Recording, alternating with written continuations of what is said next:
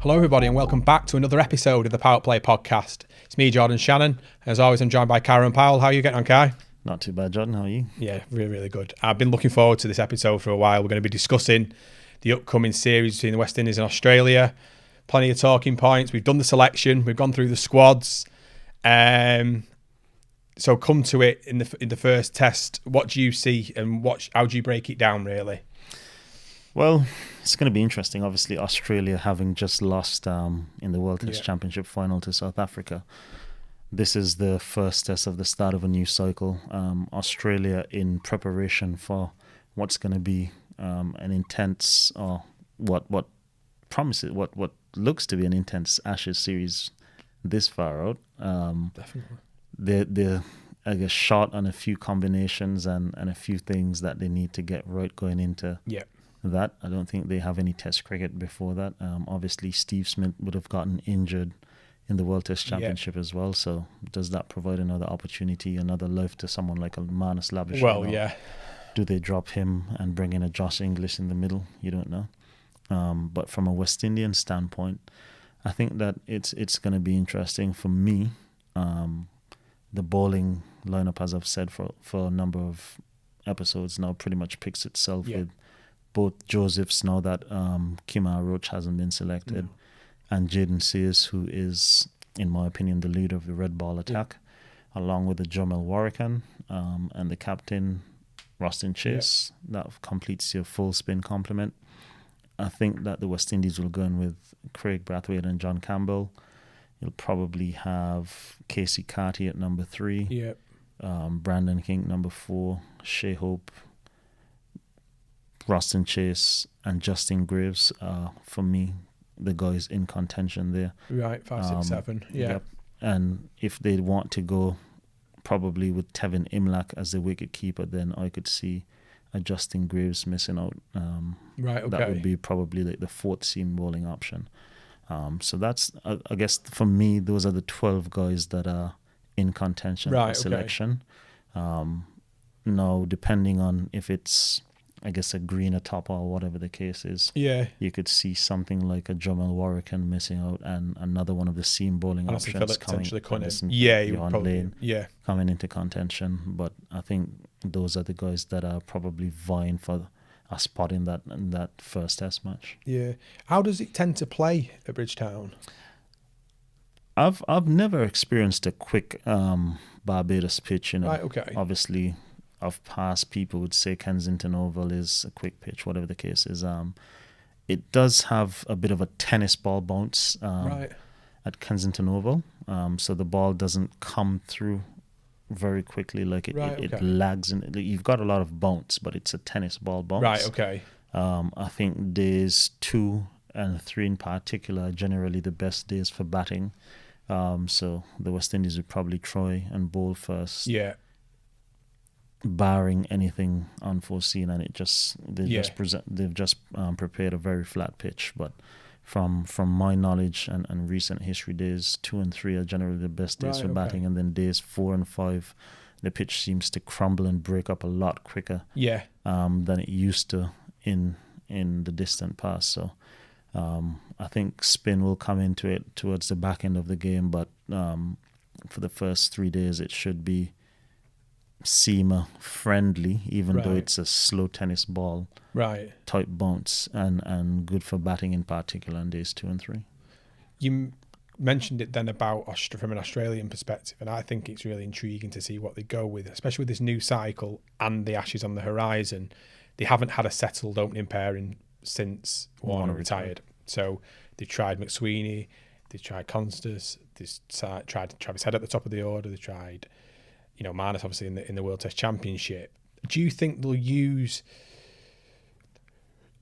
What do you see them doing? Do you see them using it as a new cycle and using these 3 tests to find an opener, or do you think they go with Constance from the outset with the idea that come the first test of the Ashes, he's going to be playing anyway?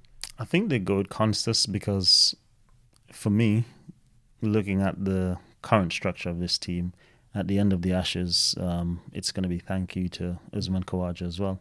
So I don't think that they want to be toying around with opening options now. Yeah. And being in a position where they're trying to find two openers at one point in time. Yeah. I think they're going to try and get Constance settled in over the next 3 matches and hope that he has a good Ashes. So that's 8 tests in, and you've got someone that's starting to find their feet, similar to a Yashasri Joiswal for India. And then you can look at finding Constance a partner going forward, someone that could potentially play for Australia for a number of years as well.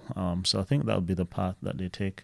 Obviously, Cam Green just coming back into their team as well, slotted in at number 3. Is that his, I guess, long-term position? Not sure.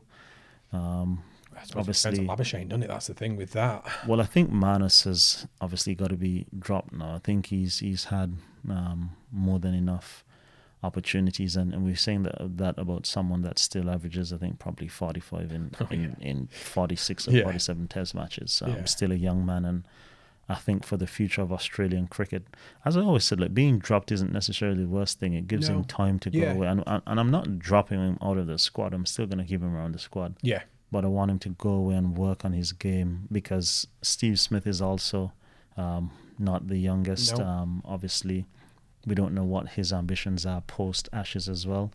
We know that he does live in New York for pretty much all of his time outside of when they're playing cricket. And he's a very good investor. He's invested into quite some good businesses and has had some good success with his investments as well. So someone, I guess, that's that well set up outside of cricket at his age and has accomplished everything there is to accomplish in the game of cricket, may just decide to walk away from Test cricket and focus on the shorter formats. So the Australian team could be in transition from a batting standpoint a lot quicker than they expect. Yeah. I think it'd be interesting to see what they do with Marnus, because with Steve Smith picking up that dislocation, they haven't yet said in terms of how severe it would be, whether they do rest him. It might just give him that extra lifeline, because they might go with him at 3 and then obviously go with Cam Green at 4. But it's interesting that you make there about this transition from an opener position, transition in terms of moving forward with what the Australia look like without Steve Smith. But they've also probably got that from a bowling perspective as well. They don't want to be in this position potentially where they start to lose the bowlers all at once as well. It's interesting because their bowlers are pretty much around the same age for the most part, but their bowlers are younger than, let's say, a Steve Smith, Usman Khawaja for sure. I think of the 3, you'll probably find that Josh Hazlewood will probably be the one that's moved on first, in my opinion. And it's interesting and it's sad, because the amount of injuries he's had for someone that's that good, we don't know what he would have been at this point, having not had all those injuries. And we're still saying this about someone that's nearing 300 Test wickets. Would have been. You still. He's probably one of the best 5 bowlers in the world in Test match cricket and across formats when you think of it, because what he does in the IPL, what he does in T20 World Cups and 50 over cricket and stuff. So that tells you the standard of the man that we're talking about. But I think just because of his injury history and Test cricket being such a demanding game, I think after the Ashes, he'll probably be the one that's probably moved on first. Whether that means that they bring in a Scott Boland, that'd be interesting, because Scott Boland's not a young guy either. He's actually older than Josh Hazlewood. So do they then start to work in a young fast bowler that they can groom for 5 to 10 Test matches before the likes of a Mitchell Starc then chooses to retire as well, because he's also on the older side. Pat Cummins is still relatively young, so he's got probably the next 3 to 4 years in him. So he'll be able to groom the new set, 2 new fast bowlers along with him, so that Australian cricket is in a good place. So I think that the bowling side of things is in a better position to transition, as opposed to their batting, which with guys sort of being out of form and all advanced in age, not necessarily a good combination. No. And it's going to be interesting to see how they do plan for the future with that. And I think with the Ashes, they can't change. They're not going to change anything. Obviously, going into the Ashes, with England, I think that they're going to probably look to make sure that they're all fit and firing as well. That's going to be the main thing in terms of the game management leading into that. And obviously, you mentioned there about Marnus. I think again, I think he'll be biting to get into that for the Sheffield Shield to start, because I think that if he does miss out on these 3 tests in the versus the West Indies, he'll then go into Sheffield Shield thinking, I want to be playing in that first test. And, it'd be interesting to see what they do in terms of managing that. But I want to go back onto the West Indies side of things. I know previously we've spoken about Craig Brathwaite. Is there anything, is he under real pressure going into that first test? I don't think he's under pressure from the standpoint of I think they would have probably already made up their mind. To me, the signalling is that he's probably going to get to his 100th test match, and then it's going to be thank you very much for your services to West Indies cricket.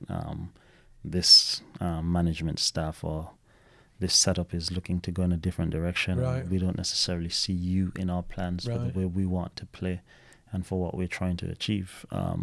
And you look at the squad selection, obviously, 3 openers being selected pretty much tells you, for a home series anyway, when 3 openers are selected, that someone is under pressure to perform. Having said that, everything lies within the individual. If he goes and scores 2 centuries in those first 2 test matches, then that's the end of that. There's no more pressure and there's no conversation to be had. No. Do you think, though, you mentioned about Tevin Imlach, if he wasn't to play or if he comes in that situation, is there a way where they don't, if it is to be Craig's last test match, that they bring in Mikhail Louis, or did they keep with trying to move somebody up to open the batting from the middle order? No, because, test match cricket is obviously that much more difficult than one-day internationals or T20 internationals. So where you may find, and Brandon King was transitioned into, of course, an ODI opener, T20 opener. Shai Hope is a T20 or 50-over opener who tries to bat in the middle and frustrates me very much. What you've had to say about that? Yeah. Opening the batting is a world unto itself. It's a specialist job. It's a specialist skill. And so I don't think, especially in test match cricket, you should be using makeshift openers. Stick with guys that are traditionally trained in that role, in that skill for that purpose. Yeah.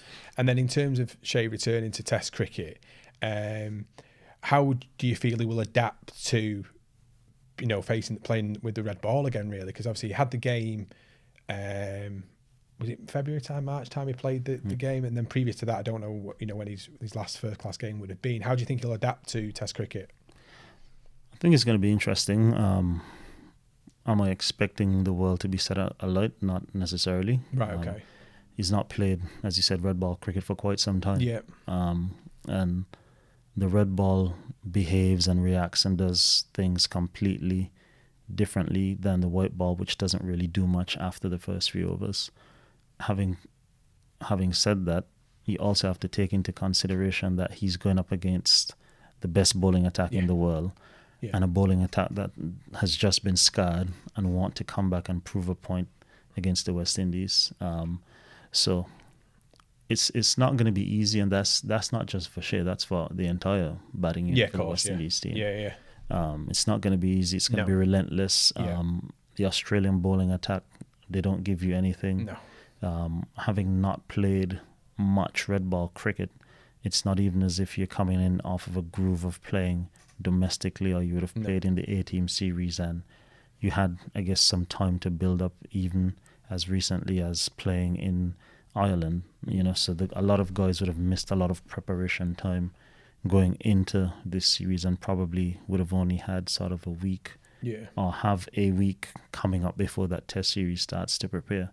Whereas the Australians now obviously would have played this match, would have flown to the Caribbean and will start preparing for that series as well, as I said, wounded and looking to prove a point. So it's going to be a difficult series from all aspects, but I think the West Indies are in a better spot from a bowling standpoint. I'm just going to say that. To compete. As I said in our past episode, the West Indies test match bowling squad, the ODI batting squad, and the T20 team potential put together makes the West Indies holistically one of the top teams in the world. So it's just to sort of mesh it all together now across formats. I think I based on what you were saying before about days 2 and day 3 being the time, the best time to be batting at the Kingston Oval, I would love for West Indies to win the toss and bowl, because whoever's opening the batting is going to be under pressure, whether it be Marnus, whether it be Travis Head, or maybe not Travis Head because he tends to do that in Sri Lanka, but if they go with Sam Constance, they're going to be under pressure. So you've got your strengths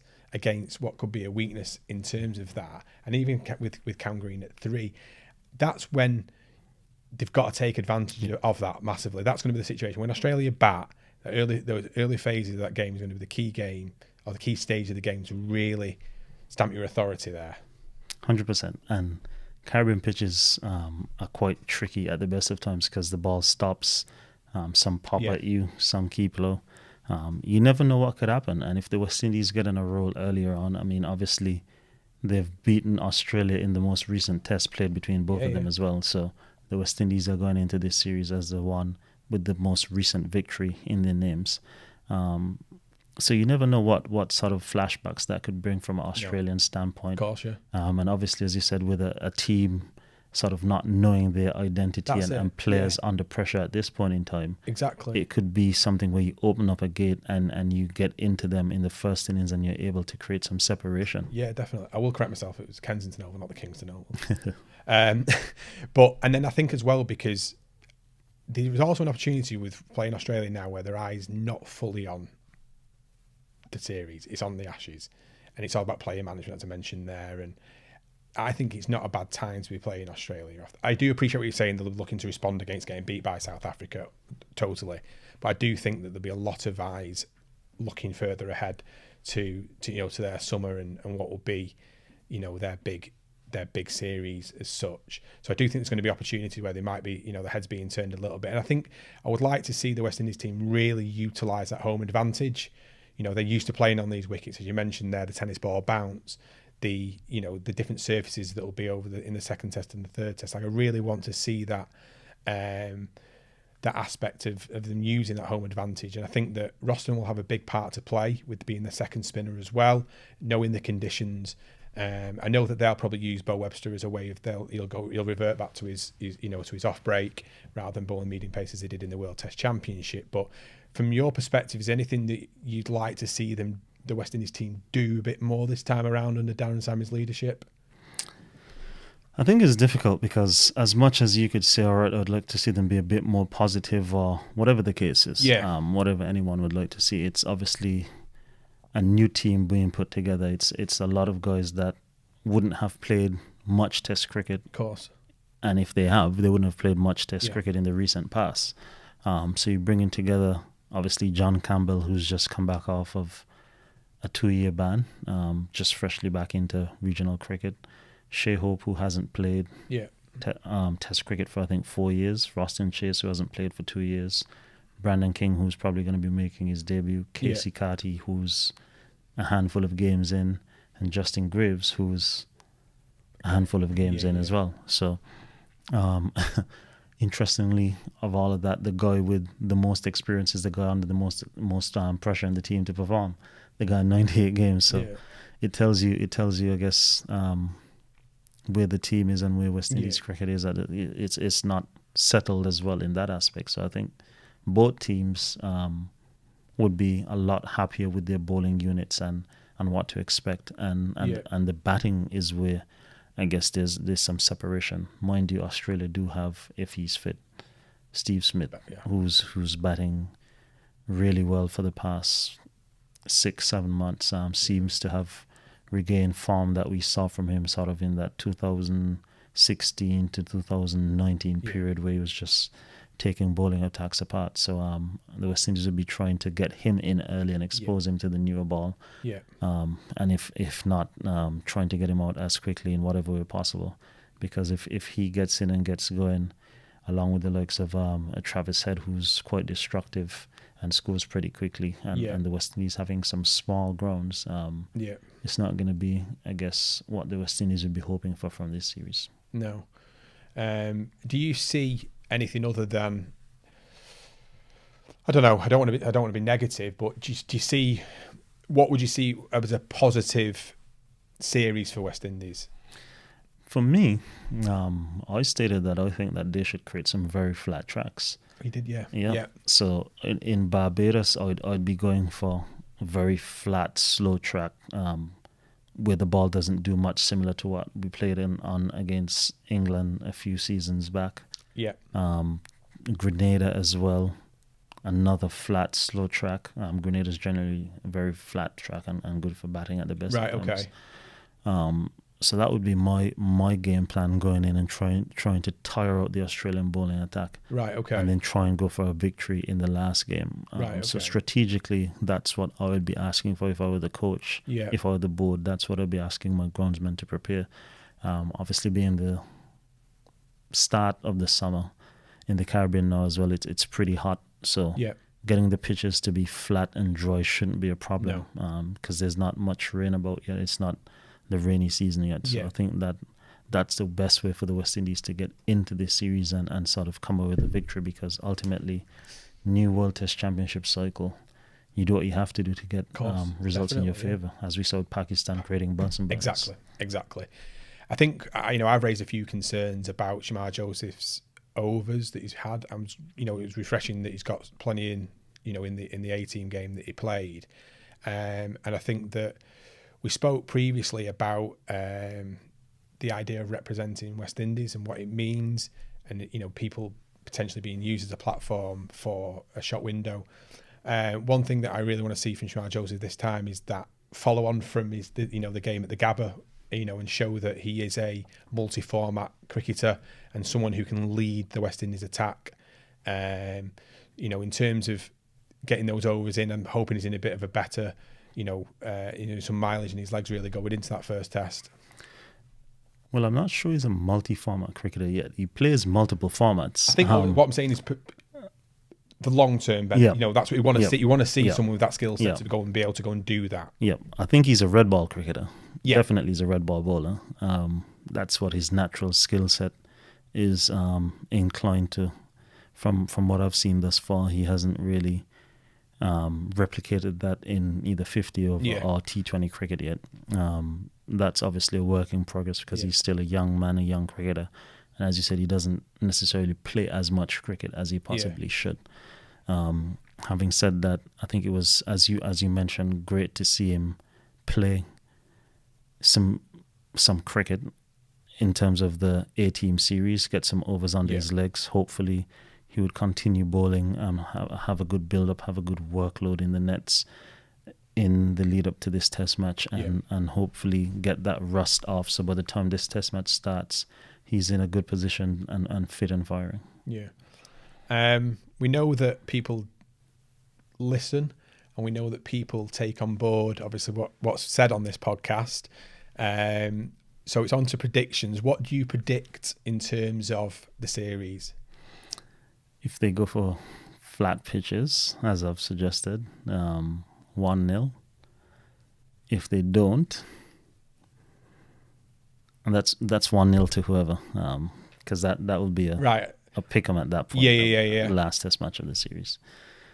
If they don't, realistically, I'd say I'd like to see West Indies being able to compete and win a match. So I'd say my heart is telling me 1-1 series draw. My head is telling me 2-1 to Australia. Yeah, I think I would lean with the 2-1 Australia. Yeah. I do think that West Indies have got that complete performance in them. I don't see it being in the first test, I'll be honest with you, because I do think they'll be a little bit undercooked. Yep. I think obviously in the second and third, that's when we might see that opportunity come. But yeah, I'm looking forward to seeing it, how it unfolds. I'm really, really, obviously, fully behind and very supportive, obviously, of Roston, and we can't wait to see, obviously, his tenure as West Indies captain. It's brilliant to see him, get that opportunity to captain the West Indies, because, you can tell it means a lot for him to do that as well. 100%. Looking forward to seeing it as well. We'll be there in Barbados. Yeah, see you all there. Thank you very much for joining us on the PowettPlay Podcast. We would love your questions and love your answers. Love your questions. Kieran will give you your answers. What do you think? How do you see the series going? What do you predict? And, get in touch. Keep liking, keep subscribing. Thank you very much for joining me and Kieran. Thank you. Thank you.